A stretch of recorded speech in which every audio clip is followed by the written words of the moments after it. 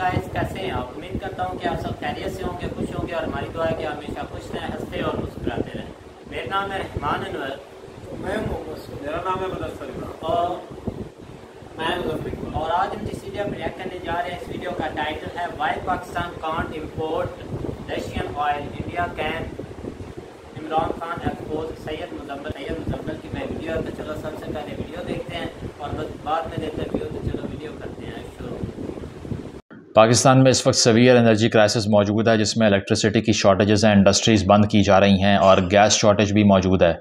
और इसकी सबसे बड़ी वजह यह है कि हमारे पास पावर प्लांट्स को चलाने के लिए जो तेल होता है वो ख़रीदने के पैसे नहीं हैं। हमारे पास पावर जनरेट करने की पोटेंशियल है। 2018-19 में लोड शेडिंग का फिनोमेना ऑलमोस्ट ख़त्म हो चुका था, दोबारा से रीसरफेस इसलिए कर गया है कि तेल ख़रीदने के पैसे नहीं हैं। लेकिन इस सब के दरमियान में ऐसे नैरेटिव बेचने वाले लोग भी हैं जो कह रहे हैं कि ये सारा कुछ किसी और वजह से हो रहा है। और वो वजह क्या है, आप सुनिए फिर बात करते हैं। तो हमने रूस के साथ 30% कम तेल लेने का मुआहदा किया था, वो इन्होंने खत्म किया। हमने रूस से जब 30% कम पे तेल की डील कर ली थी, तो रूस से 30% सस्ता तेल ख़रीदने का मुआहदा हुआ था, इस गवर्नमेंट ने आके उसको तोड़ दिया, इसीलिए एनर्जी क्राइसिस है। ये इमरान खान साहब का बयान है। 101% झूठ बोल रहे हैं, a complete lie. There is no evidence and no truth to this claim at all. उसकी वजह यह है कि इनका रशिया का विज़िट फरवरी का, जिससे मैंने वीडियो भी बनाई है, आप देख सकते हैं, जिसमें ये जंग से एक रात पहले वहाँ पर नाजिल हुए और उन्होंने कहा कि कितना एक्साइटिंग टाइम है रशिया आने का। ठीक है, इतनी ज़बरदस्त टाइमलीनेस दिखाई इन्होंने। तो उसके बाद कोई मेमोरेंडम ऑफ अंडरस्टैंडिंग सामने नहीं आया, कोई MOU, कोई डॉक्यूमेंट साइन नहीं हुआ। ये लोग जो कि डिप्लोमेटिक केबल को एक ख़त बना के कंस्पिरेसी हैच करने का पूरा प्रोपेगेंडा पका के आपको बेच देते हैं। आपको लगता है कि इनके हाथ में MOU होता रशिया से साइन हुआ और ये प्रेस को ना देते।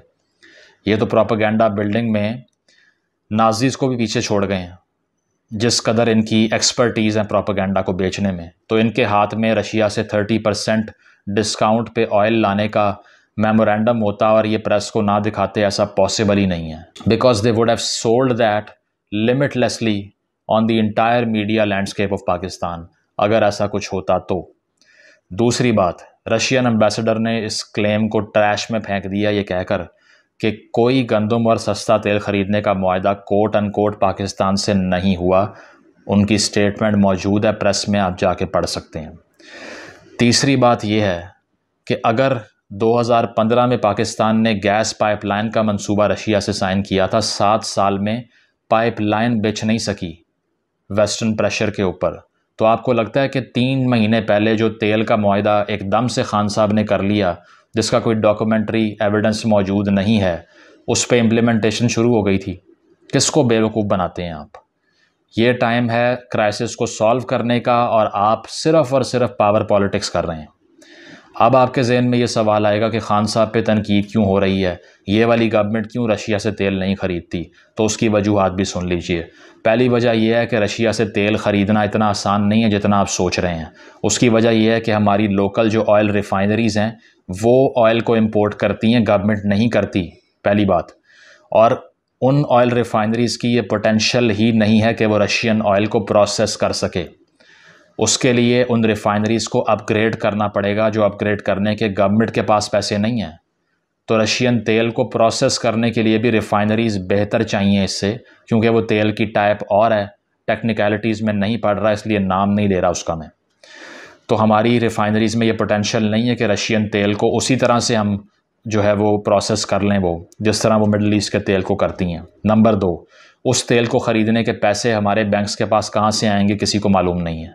बैंकरप्ट होती स्टेट के पास पैसे कैसे आएंगे? सऊदी अरब से तो आप उधार पे और मुफ्त तेल ले रहे हैं, लेकिन रशियन तेल मुफ्त और उधार पे नहीं मिलेगा। उसके लिए रूबल में पे करना पड़ेगा, जो आपके पास है ही नहीं।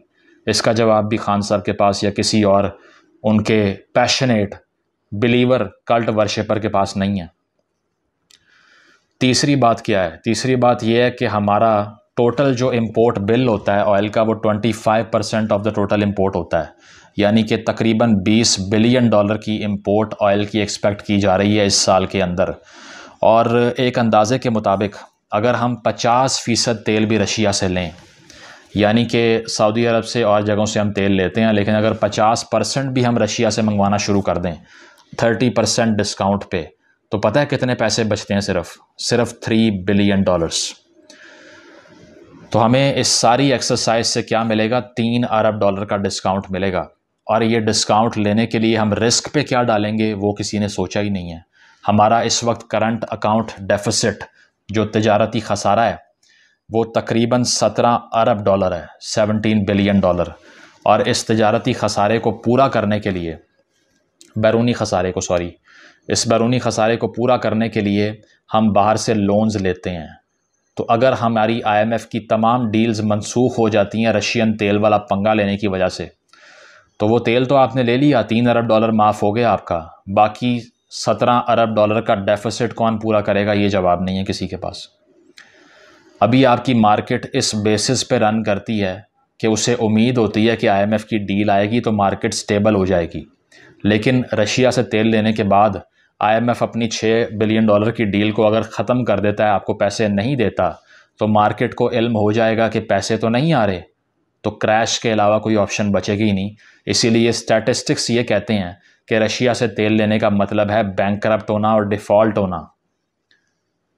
उसकी वजह यह है कि अगर आप इतने छोटे से बेनिफिट के लिए, जिसको एग्जैजरेट करके यहाँ बताते हैं कि अगर रशिया से तेल ले लेंगे हमारे सारे एनर्जी क्राइसिस सॉल्व हो जाएंगे, हमारे सारे जो पैसे ज़ाया होते हैं वो बच जाएंगे सारे, वो कोई सोचता ही नहीं है कि उसका इम्प्लिकेशन क्या होगा। चौथी बात यह है कि सऊदी अरब से आप डेफर्ड पेमेंट पे या मुफ्त या उधार पे तेल ख़रीदते हैं।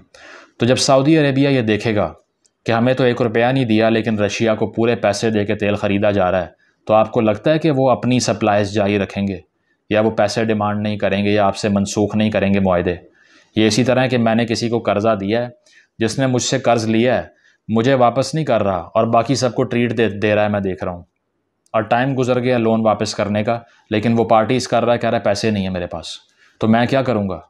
दोबारा कर्ज दूंगा उसको? तो ये चीज़ है कि इतना इलॉजिकल किस्म का क्लेम करते हैं, उस पर पूरा नैरेटिव बना के आवाम को कंज्यूम करवा देते हैं और लोग कहना शुरू कर देते हैं कि इनकी गवर्नमेंट को निकाला ही इसलिए है कि रशिया से मुआहदे कर रहे थे। ना मुआहदा एग्जिस्ट करता है, ना तेल लेना प्रैक्टिकल है, ना तेल लेने की पोटेंशियल आपके पास मौजूद है, और ना आप उसके लिए इतने बड़े सेक्रीफाइस कर सकते हैं। सबसे बड़ा पॉइंट मैं मिस कर गया। वो पॉइंट क्या है? वो पॉइंट ये है कि हमारा 60% जो एक्सपोर्ट रेवेन्यू है, यानी कि 60% जो हमारी बरामदात हैं, जो हम चीज़ें लोगों को बेचते हैं, वो कहाँ बेचते हैं? यूरोप में।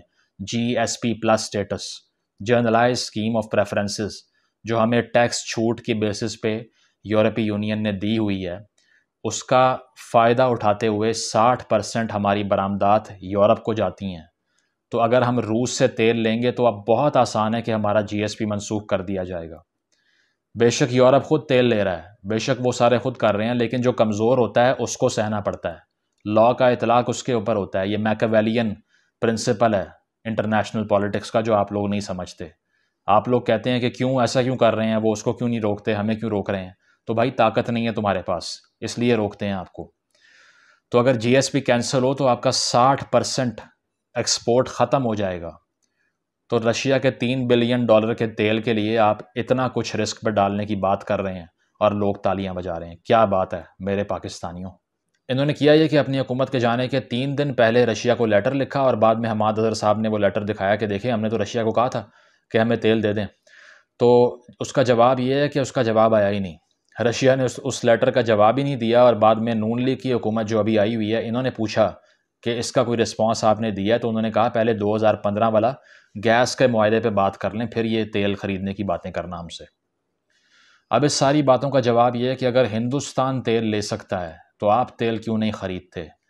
हमें क्या है फिर? खान साहब ने भी कोट अन कोट यही कहा है कि अगर इंडिया तेल ख़रीद रहा है तो हम क्यों नहीं ख़रीदते। तो भाई फॉरेन पॉलिसी की हिस्ट्री पढ़ लो, थोड़ी सी कोई किताब खोल के पढ़ लो।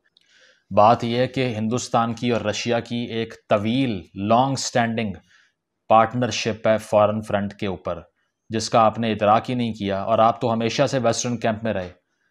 1948 में, एज अर्ली एज 1948 पहली वीट की जो शिपमेंट थी, गंदम पूरे जहाज़ में भर के अमेरिका से कराची के साहिल पे आ चुकी थी। 1948 में आपने अमेरिका से एड लेना शुरू कर दी थी, और आप ये पूछते हैं कि अचानक हमें प्रो रशिया होने क्यों नहीं दिया गया। प्रो रशिया होते कैसे आप? प्रिटेक्स्ट क्या था आपके पास? आपने तो रशिया की सर्वेलेंस के लिए यहाँ से तैयारे उड़वाए थे कोल्ड वॉर के पीरियड के अंदर। अगर हम हिंदुस्तान की बात करें तो उनकी इतनी ज़्यादा इंगेजमेंट क्यों है रशिया के साथ? उसकी वजह यह है कि जब आपने सीटो सेंटो, जो कि सोवियत एंटी सोवियत अलाइंसेस थी, वो साइन किया, तो दोबारा कहूँगा कि इंडिया ने उस time non aligned movement NAM को साइन किया, और वो एक लिहाज से प्रो रशियन ब्लॉक में भी रहे, क्योंकि अमेरिका पाकिस्तान से कोऑपरेट कर रहा था। 65 वॉर के अंदर भी अरेबियन सी के ऊपर अमेरिकन नेवी फ्लीट लगा दिया था पाकिस्तान के हक़ में अमेरिकन ने। वो और बात है कि जंग में कूदे नहीं थे, लेकिन सिंबॉलिक सपोर्ट शो कर दी थी, और उस टाइम के ऊपर रशिया से हिंदुस्तान हथियार ख़रीद रहा था। 60 से 70% जो इंडियन वेपन हार्डवेयर है, जो मिलिट्री हार्डवेयर है, वो रशियन है। MiG-21 से लेके और हेलीकॉप्टर तक, और जो इनका S-400 मिसाइल सिस्टम है सारा, वो भी सब का सब रशियन मेड है। तो इंडियन मिलिट्री का मेजॉरिटी इक्विपमेंट रशिया से आ चुका है। उसके अलावा इतने विजिट्स हैं रशियन प्रेसिडेंट्स के, हमारे यहाँ पे तो आज तक कोई रशियन हेड ऑफ स्टेट आया ही नहीं, क्योंकि हम 60s से अमेरिका की प्रॉक्सी बने हुए हैं और उनको इस बात का इल्म है। इसके बाद ये है कि India is the second largest market for Russian defence industry. अब भी दुनिया में नंबर 2 सबसे बड़ी मार्केट है हिंदुस्तान रशियन मिलिट्री एक्सपोर्ट्स के लिए। सबसे बड़ी बात यह है कि UN का जो रशिया का वीटो है, इंडिया उसको अपने वीटो की तरह इस्तेमाल करता है। इंडिया ने उस वीटो को बहुत यूज़ किया है अपनी फेवर में। अगर आप 1971 की मिसाल भी ले लें, तो जब रेजोल्यूशन आ गई थी सिक्योरिटी काउंसिल के अंदर कि इंडिया निकल जाए मिलिटराइज रीजन से, अपनी फ़ौजों को निकाल ले, तो रेजोल्यूशन को ब्लॉक करने के लिए रशिया ने वीटो किया था इंडिया के हक़ में। तो Russia has always been there for India in United Nations as well. और इसके अलावा तकरीबन 6 दफ़ा इंडिया के हक़ में रशिया ने डिफरेंट रेजोल्यूशंस को ब्लॉक किया है, वीटो किया है। उसमें से कुछ कश्मीर वाली भी रेजोल्यूशंस भी थी पाकिस्तान की, जो पाकिस्तान ने अमेरिका को यूज़ करके मूव करवाई थी, रशिया ने उसको ब्लॉक किया। तो इतनी लॉन्ग स्टैंडिंग फॉरेन पॉलिसी की पार्टनरशिप और कंसिस्टेंसी है। तो इंडिया ने न्यूट्रलिटी रखी रशिया यूक्रेन वॉर पे, इस तमाम पॉलिसी की बेसिस पे। और आपने न्यूट्रलिटी क्यों रखी? Without any basis.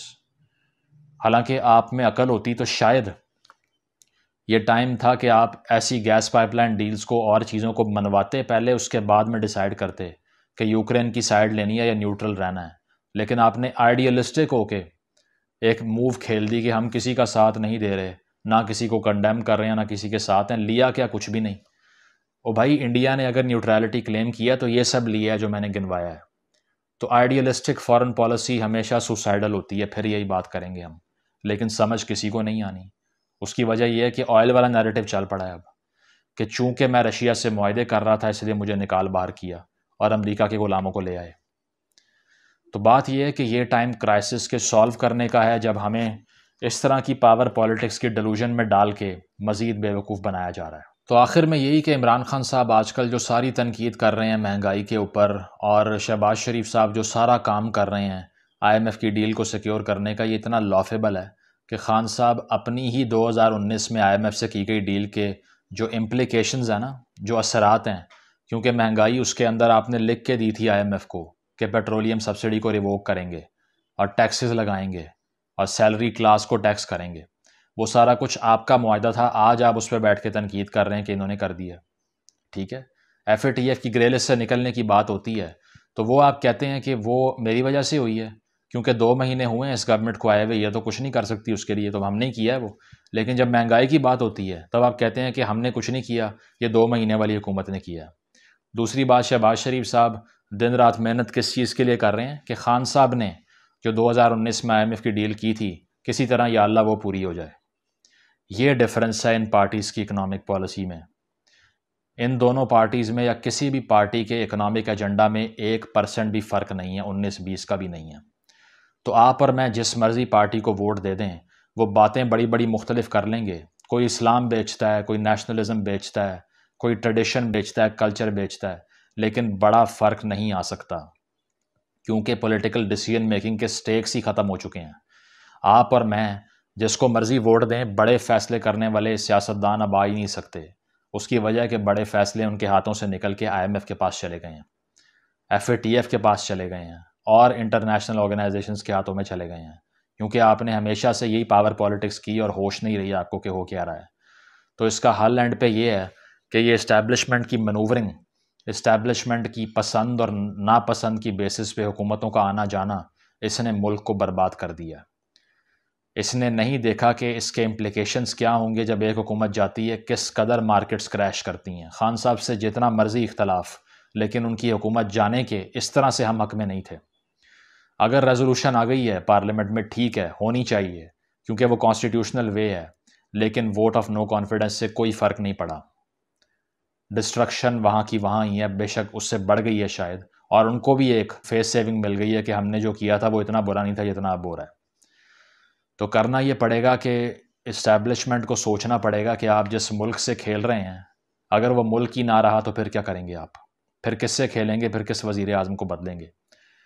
और दूसरा ये कि जो नॉन कॉम्बैट डिफेंस बजट है, ये टाइम है कि उसको कट करने की बात की जाए, क्योंकि बैंकरप्ट कौमें जिनके पास खाने को रोटी नहीं है, वो नॉन कॉम्बैट हथियार ख़रीदने की जो मूवमेंट्स होती हैं और चीज़ें होती हैं, उस पर मज़ीद स्पेंड नहीं कर सकती।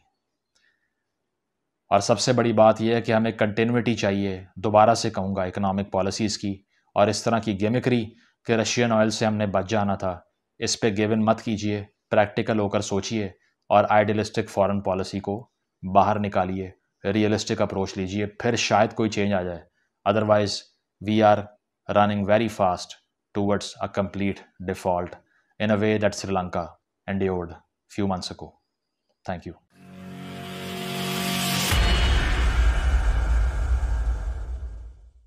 जैसा कि आप वीडियो देख रहे थे, तो वीडियो हमने भाई देखी और जिस पर सैयद मुजम्मिल साहब ये हमें बता रहे थे कि भाई हम जो हमारी डील हुई है रशिया के साथ, जिसके पीछे अब हमारी जो अवाम है जिसको लगाया गया है कि अगर हम रशिया से ऑयल ले लेते तो हम कहाँ पहुँच जाते, हम सुपर पावर बन जाते। ये चीज़ें जो मतलब जो भी हमें बातें बताई जा रही हैं, बिल्कुल इनको भाई देखना चाहिए था कि 3 बिलियन भाई मिल जाने थे वहाँ से ऑयल लेने के, बाकी जो 17 थे वो इमरान खान साहब ने खुद हमें दे देने थे। काफ़ी इससे हमें इन डील से काफ़ी कुछ मिल जाना था, हमने तो भाई चमक जाना था भाई चांद की तरह।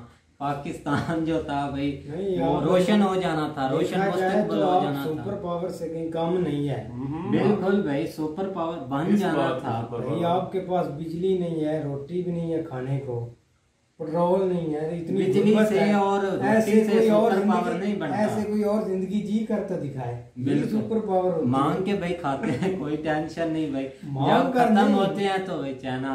मुझे वैसे ही पहले दिन से ये लग रहा था कि पाकिस्तान कभी भी नहीं ले सकेगा रशिया से, और उसकी वजह यह है कि हमारे पास वो पावर ही नहीं है, वो हम चौधरी नहीं है दुनिया के जो जिससे मर्जी जो मर्जी खरीद लें। चाइना खरीद सकता है, इंडिया खरीद सकता है, हम नहीं खरीद सकते भाई, क्योंकि हम अगर ये करने जाएंगे तो हम पे पाबंदियां लगेंगी। अब आपसे आज तक तो ईरान और पाक भारत गैस पाइपलाइन नहीं बन सकी, ठीक है, वेस्टर्न जो है उसकी वजह से प्रेशर, आपने वो रशिया से जो पाइपलाइन की थी वो नहीं बना सके, तो ऑयल कहाँ ले लेना था भाई, आप नहीं ले सकते। और उसकी वजह भी ये है कि आप कुछ डॉलर तो वहां से बचा लोगे, लेकिन आपने उसके बदले में अपना सारा ही जो कह लो कि बेड़ा गर्क कर लेना, तो फायदा फिर आपको उसका, आपके में इतनी कैपेसिटी नहीं है, पावर ही नहीं है, आप नहीं ले सकते। इस टॉपिक पर खप कर बैठ गए, पता नहीं आज से इसने भी एक्सपोज कर दिया इमरान खान को। तो वही टॉपिक है, पहले भी काफी इस पर डिस्कस कर चुके हैं कि उन्होंने तेल नहीं लिया, पेट्रोल नहीं लिया, क्या रीजन था। क्योंकि देखा जाए तो पीछे उनके स्टेटमेंट थे कि अगर आपने लेना है तेल तो आप ले भी सकते हैं, रशिया ने बोला था ऑफिशियली। मेरी एक बात सुने ना भाई, जो हमें 47-48 से लेकर अब तक एडें दे रहा है, क्या कुछ दे रहा है भाई, हमारी मदद कर रहा है, वो अचानक से प्रो रशिया हमें कैसे होने देगा? सबसे पहले तो हमें ये सोचना चाहिए। क्यों भाई? ऐसा ही है भाई। ये भी है ना कि जब आप रशिया से पैसे दे के पेट्रोल या जो चीज लेंगे तो सऊदी अरब आपको फिर किस तरह ट्रीट करेगा? उन्होंने तो यही कहना भाई हमारा तो पहले वापस करो ना। वो तो अभी आपको जो पहले हमारे इधर जो है ना वो जिस तरह एक रेड कलर का आता था, अब उन्होंने भी हमें जो है ना वो कचरा देना शुरू कर दिया, वो ग्रीन कलर के टाइप का कोई होता है इस तरह कि चलो यार फ्री में बाहर भी तो फेंक नहीं है किसी समंदर में, तो इनको दे दो के एहसान जताए रखते हैं। जिस तरह अभी आज ही जो है आपने देखा होगा आर्मी चीफ साहब को उन्होंने एक टाइटल जो है ना वो गले में लटका दिया था कि माशाल्लाह बहुत अच्छा काम कर रहा है पाकिस्तान। स्पेशली इनको क्यों बुलाया इन हालात में वैसे हमारे आर्मी चीफ को? बिल्कुल नहीं। नेक्स्ट पहले भी इस तरह हुआ था उसको, जब वो पहले जनरल रहीस शरीफ थे ना, अच्छा। वो भी जब इस तरह रिटायरमेंट के करीब थे उनको भी बुलाया था और उसके बाद वो उधर ही उनको एडजस्ट करवा दिया था, नौकरी पे फोर्स में है। तो शायद इसका भी आगे का प्लान इसी तरह का ही हो। खैर चले बात हमारी लेकिन फिर भी जो है ना ये बिल्कुल बात ठीक है, क्योंकि पहले दिन जब ये एक जो है ना वो एक जलसों में या बाकी जो है ना इमरान खान साहब ने ये स्टार्ट किया था काम, उस वक्त ही जो है ना वो एक मेजर साहब की वीडियो आई थी, उसके ऊपर उन्होंने यही बातें जो है ना बता दी थी कि अभी आप अगर ले भी लेते हैं लोग 5 साल आपको रिफाइनरी यहाँ पे लगाने पे लग जाएंगे, क्योंकि आपके पास रिफाइनरी नहीं है रशियन ऑयल जो है ना उसको रिफाइन करने के लिए। फिर उसके अलावा उसके साथ अगर आप उसको मजीद आगे बढ़ाते हैं तो ठीक है आपके पास फिर रशिया ही बचेगा, बाकी वेस्टर्न जो है ना वो तो आपसे साइड पे हो जाएगा। आपका टोटली जो है ना वो एक्सपोर्ट है ही उधर। उसके अलावा आप किसको अमेरिका आपकी थोड़ी बहुत होगी वो मुंह लगाता है, इधर वाले कंट्री आपको जानते ही नहीं है पाकिस्तान है क्या, ठीक है ना। तो आज आके आपके पास यूरोप आ जाता है, उधर कोई थोड़ी बहुत चीजें जा भी रही हैं तो उससे भी हाथ धो के बैठ जाती है। आपने वो देखा होगा जो कतर में फीफा वर्ल्ड कप हो रहा है उसमें फुटबॉल भी पाकिस्तान के ही गए हैं, तो सारी हमारी एक्सपोर्ट यूरोप में है जितनी भी है ना, उन्होंने उस हिसाब से ही है ना। तो फिर आपके पास रशिया बात जाना था, रशिया वालों को शायद पता भी ना हो कि पाकिस्तान है भी कि नहीं। इंडिया के साथ एंड टाइम पे वो इंडिया के साथ हो जाए पाकिस्तान को कहे चलो भी यार आपको अभी मैं आप ये देख लें कि अभी ये 1-2 दिन पहले जो है ना वो 24 तारीख को मीटिंग हुई है, दरमियान में जो है ना वो मोदी जी साहब खड़े हुए थे, साइड पे जो है ना वो पुतिन था और एक साइड पे जो है ना ये शिंगपिंग जो भी है ये खड़े हुए थे। तो ये एक बहुत ही मजबूत पिक्चर थी, अगर कोई देखने वाला हो उनको समझने वाला हो। पाकिस्तान को खैर इस तरह का तो कोई नसीब नहीं ना होना ये मामला, क्योंकि ये अभी तक तो ये अपना जो है ना वो निज़ाम ही पता नहीं किस तरह चला रहे हैं। तो इस लेवल तक जाने के लिए अभी 100 साल ऐसे नहीं इमरान का कहता, कुछ बातें वो सही भी कहता है, झूठ तो चलो खैर वो ज्यादा बोलता ही होगा। वो इसलिए कहता है कि 100 साल अभी हम जो है ना वो पीछे हैं इन मामलात में कि हम लोगों के बराबर भाई आपने इत्थे ही रहना है। हमने भाई यही रहना है। आप 1 साल 2 साल पीछे चले जाए तो हमारी पाकिस्तान अवाम जो है ना वो पुतिन को इसराइल का सदर समझते थे। आपने कई अक्सर स्टेटस देखे होंगे, उधर से वो आता है इमरान का बैठ जाता है, इन्होंने समझा था इसराइल का सदर आया इमरान का बैठ गया। ये लॉजिक है, ये इनका एक बहुत बड़ा लॉजिक। ये बिल्कुल सही बात है। 2019 में जो है ना वो जब इमरान खान गया था ना उधर किसी समिट में गया था, बैठ गया था, तो उस वक्त ये मामला हुआ था। बस यही चीजें हैं भाई, इनको ही हमें देखना चाहिए। तो कुछ नहीं हो सकता भाई, आप सीधे लफ्ज़ों में हो सकता असल में जो है वो जड़ से पकड़ना चाहिए। गंदम तो ले सकते हैं, उसकी वजह पता क्या होती है? गंदम भी आपने खैर पहले यूक्रेन से लिया, रशिया से नहीं ली। गंदम को चलो यूरोप ये कहेगा यार भूखे ना मरे, चलो ले लो गंदम वगैरह। अभी तक पाकिस्तान ने गंदम भी नहीं रशिया से ली, गंदम भी यूक्रेन से लिया जो कि प्रो यूरोपियन है, ना कि रशियन है। तो अभी तक आप एक जो बेसिक नेसेसिटी है वो उनसे अफोर्ड नहीं कर पाए, तो क्या ले सकते? यार आपके पास ना एक छोटा सा मुल्क था, असल में आप स्टार्ट पे आए ना, आपके पास छोटा सा मुल्क था, बहुत बड़ा यार वही है ना, एक जो भी आप जिस तरह भी कह लें, और उसको चलाने का जो है ना वो तरीकेकार किसी के पास नहीं है। जो भी आया उसने अपना मुफाद देखा है। अगर कोई थोड़ा बहुत मुल्क के साथ, अब आप 2014 से पहले हिंदुस्तान देख लें, 2014 से पहले का इंडिया देख लें, बहुत फर्क है। पाकिस्तान के तकरीबन 2014 के बाद सिर्फ एक लीडर उनको मिला है और इसी चीज की आपको कमी है। और जब तक ये कमी पूरी नहीं ना होनी, है ही कोई नहीं लीडर, नजर ही नहीं कोई आ रहा। पिछले 4 साल में इमरान खान भाई पहले हम जो है ना वो गुलाम रहे हैं 2 नस्लों के, ठीक है ना, एक जो जरदारी फैमिली और दूसरा वो भुट्टो फैमिली प्लस जो है ना वो शरीफ फैमिली, ठीक है। दरमियान में ये एक कभी जो है ना एक दफा मुशर्रफ आ गया, उसने कोई थोड़ी बहुत बेदरी की या नहीं की, वो एक लहरा चीज है। उसके बाद जो है ना अभी ये थोड़ा बहुत ये कुछ 5-7 साल जो है ना वो इमरान खान कोई इधर ठोस के लिए लगा लेगा, कोई इधर लगा लेगा, ठीक है। उसके बाद आपके पास क्या है? उसके बाद क्या है, मरियम नवाज के बच्चे हैं, जरदारी का बिलावल है, उसने शादी करनी, उसके बच्चे, बल्कि वो अभी यंग है, तो जाहिर बात है 5-7 साल तक उसको इन्होंने ट्रेन करके हमारे ऊपर जो है ना लगा देना। तो उसमें मुझे कोई चीज दिखा दे कि कोई लीडर वाली उसमें थोड़ी बहुत भी कैपेबिलिटी हो।